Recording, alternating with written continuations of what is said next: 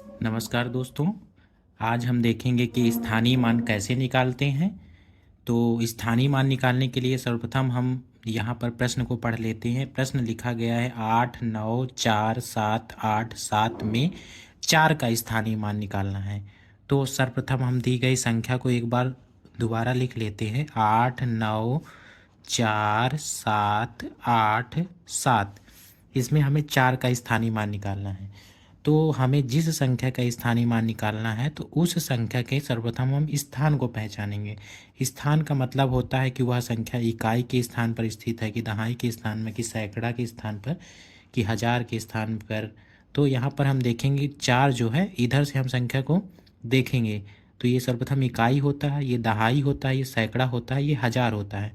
तो यहाँ पर संख्या हजार के स्थान पर स्थित है। तो हमें यह पता चल गया कि 4 जो है वो हजार के स्थान पर स्थित। तो सर्वप्रथम हम स्थानीय मान निकालने के लिए हम दी गई संख्या को लिख लेते हैं जिसका स्थानीय मान निकालना हो। तो 4 का निकालना है और उसके बाद जो संख्या जिस स्थान पर जिसका स्थानीय मान निकालना हो, वो संख्या जिस स्थान पर स्थित हो उसको हम लिखेंगे। हजार के स्थान पर स्थित, तो उसके आगे हम 1000 लिख देंगे और इसके बाद हम इसका गुणा करेंगे।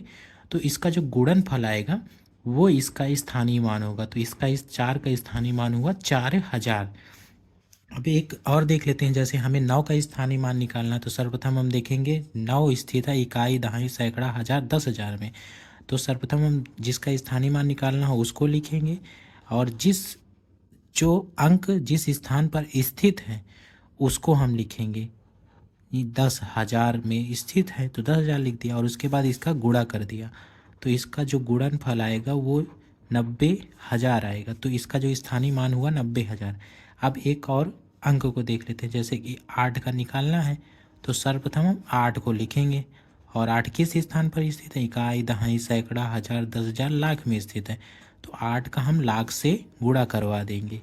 तो इसका जब हम गुणा करवाएंगे तो जो उत्तर आएगा 8 लाख आया। तो इसका जो स्थानीय मान होगा वो 8 लाख होगा। तो मैं आशा करता हूँ कि आपको स्थानीय मान निकालना आ गया होगा। आगे हम अन्य वीडियो में मिलते रहेंगे। धन्यवाद।